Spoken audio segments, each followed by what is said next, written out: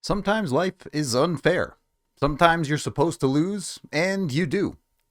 Avs lose 5-2 to the Minnesota Wild. I'm just not going to be that upset about the Avalanche in this game. Yes, they had issues in their game, and yes, I think they have issues that we'll dig into that are more of a problem than just a game on a back-to-back against a good team with an already exhausted lineup, a rested opponent on a travel day for the Avalanche. I haven't even mentioned the reffing in this game yet. The deck was just stacked against Colorado. And you can look at it like Jared Bednar does and say the Avs missed an opportunity to win this game despite all of that, and that's fair enough. But really, the Avs kept the game close that it seemed the universe did not want them to. So they played pretty decently even if they didn't get the result they wanted. And I know playing decently doesn't get you anything in the standings, and you wanted that gap to Minnesota, but sometimes it's just not going to go your way. The first period of this game was actually really fun and really even, though kind of a tale of two halves of the period. Colorado started strong, was dominating at 5-on-5, but they just weren't solving Gustafsson, and that would remain a theme. The Avs seemed to have all of the momentum. They did get a power play. They didn't score on it, but it looked decent. And then the Avs take two penalties pretty close to back-to-back, and while they do a good job to PK those both, it completely kills any momentum they had for the rest of the period, and Minnesota evens up the shot differential and possession metrics for pretty much the rest of the first. Neither team manages to put one in the back of the net, and Mackenzie Blackwood may be one of the best Avs in this game, so that was nice to see. If you're looking for positives, he's definitely one. And then you get into the second period of this game where things kind of just break. This clip you're currently watching was called a slash on Cale Makar. It's not a penalty. Ever. It's not even remotely close to a penalty. If you're actually watching the play, I understand the optics call of seeing a stick break, but you can't call that a penalty. And I said this on our podcast too, but reffing is hard. Sure, absolutely. Hockey's the fastest game on the planet. You have to make those split-second decisions, and sometimes you're going to miss them. Fine. We have the technology to get the call right, though. Especially when it's something that is so blatantly wrong like that call, it would not take very long for someone watching the feed to be able to call in from the league and say, hey, that's not a penalty.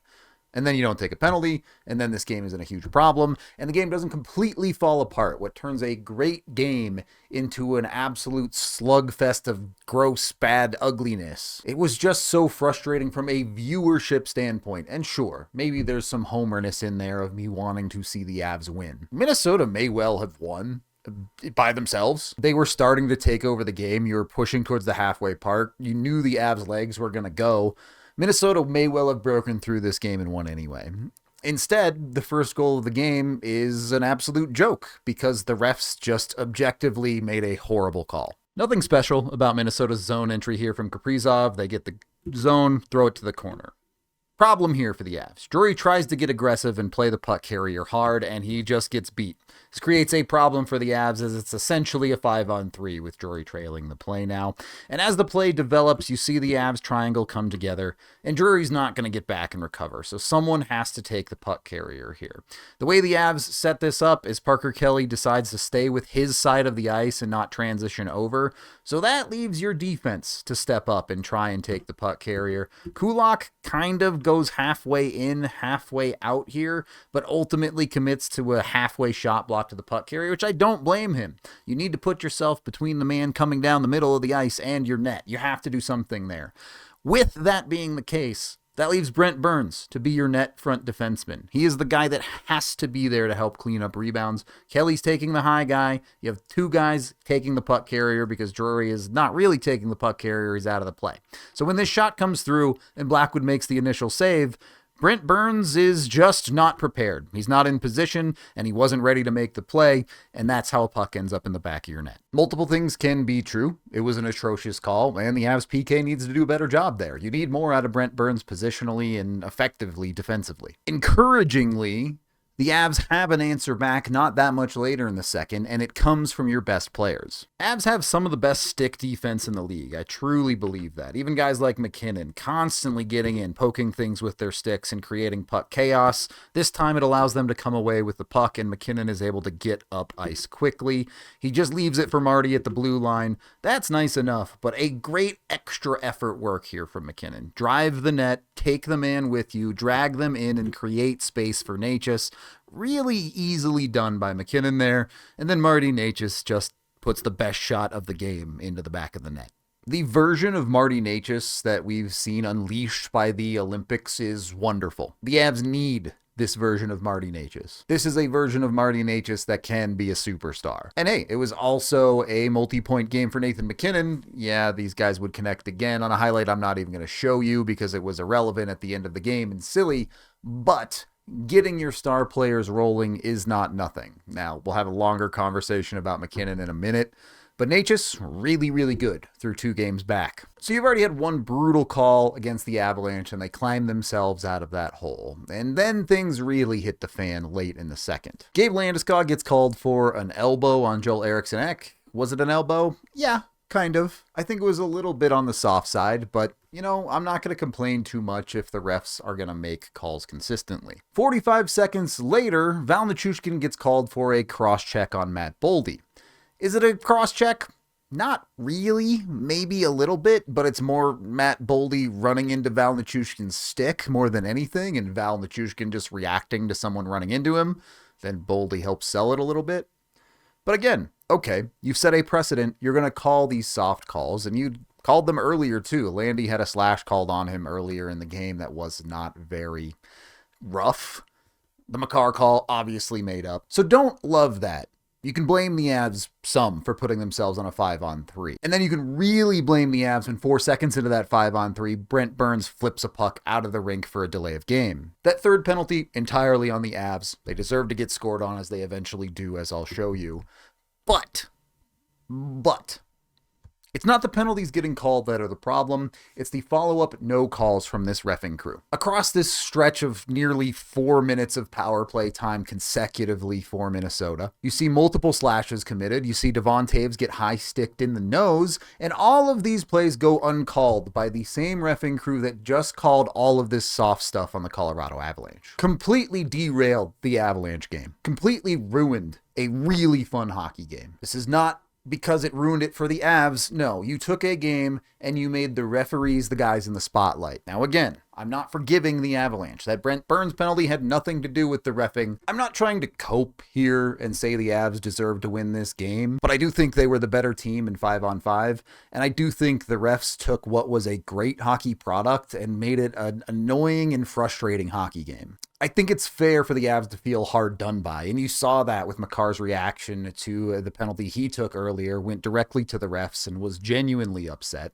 And then after all the nonsense of calls, the Avs had multiple guys come over and try and understand what the refs were doing. MacKinnon, Landeskog, all seemed visibly frustrated with the way this game was getting called. It was a mess. By some miracle, the Avs actually kill off the entirety of the 5-on-3 situation that they're put in. And then I guess you can only blame yourselves, because you would have killed the entire thing had Brent Burns not taken that additional penalty on that underlying extra power play.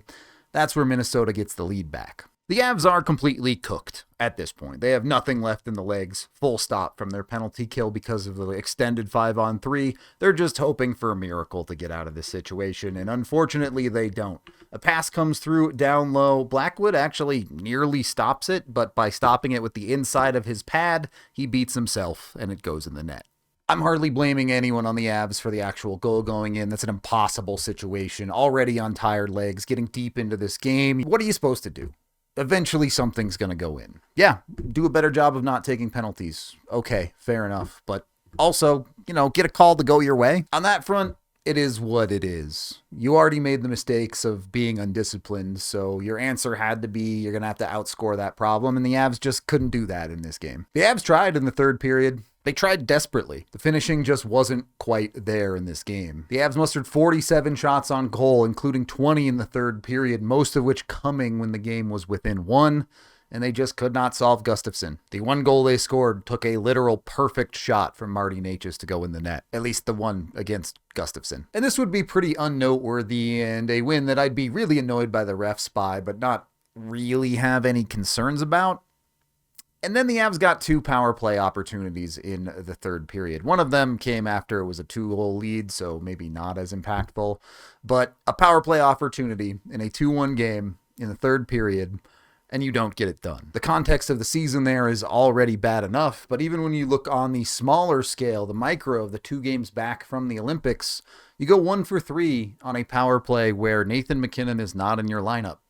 Nathan MacKinnon comes back in your lineup, you put him back in his old spot on the power play, and you go 0 for 3 tonight. Not only do you go 0 for 3 tonight, Nathan MacKinnon on repeated plays on the power play was actively bad. You watched power play possessions end on his stick. Not because he's not skilled enough, but you watch him make some bad decisions, or and sometimes make no decision with the puck, and it ends up in the other team's possession. Nathan MacKinnon got added back to your power play, and he definitively made it worse. He's too good a player to make your power play worse. And we don't have to rehash how the Avs power play is just completely broken and no one knows what the fix is, and I'm not going to run through all of that again, but it has to do better.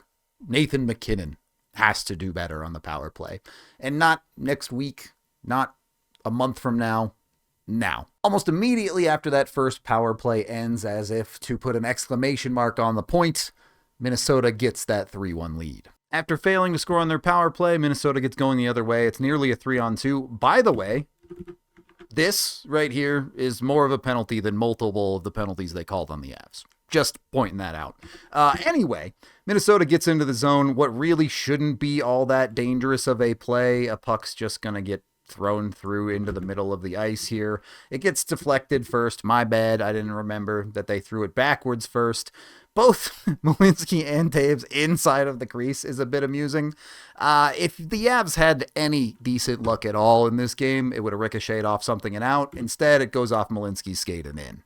Yep. Okay, another puck that bounces in off a skate and goes in your net. I understand when to quit. That's just not your game. And for the record, the call that gave the Avs that first power play opportunity in the third period was also just made up. 100% blame the Avs for not capitalizing on the opportunity.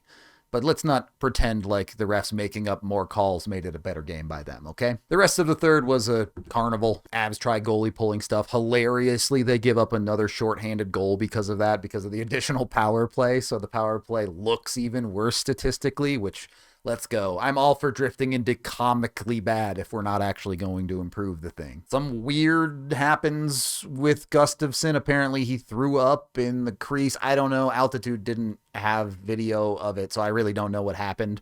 But Wallstedt had to come in. He immediately gives up a goal to Necas, assisted by MacKinnon again, which is more funny than anything because the game was already well in hand. It didn't actually matter, and it just kind of silly. And then another empty netter gets you to your 5-2 final. You want to blame the Avs for discipline? Fair enough. You want to not talk about the reffing? Fair enough. You want to blame the Avs power play for continuing to have the same problems it's had? Fair enough. If you want to take away those bad things, maybe even the Avs' lack of ability and finish, though I really, in this one, lean more toward Gustafsson just being great than it was the Avs' problem. I think you can take those as bigger picture issues from this game. But the actual loss itself, I'm just not worried about. There were just too many things stacked against the Avs for this one. That is the end of this game video review. Thank you for watching. I am Rudo, and I let it go. We gotta let it go.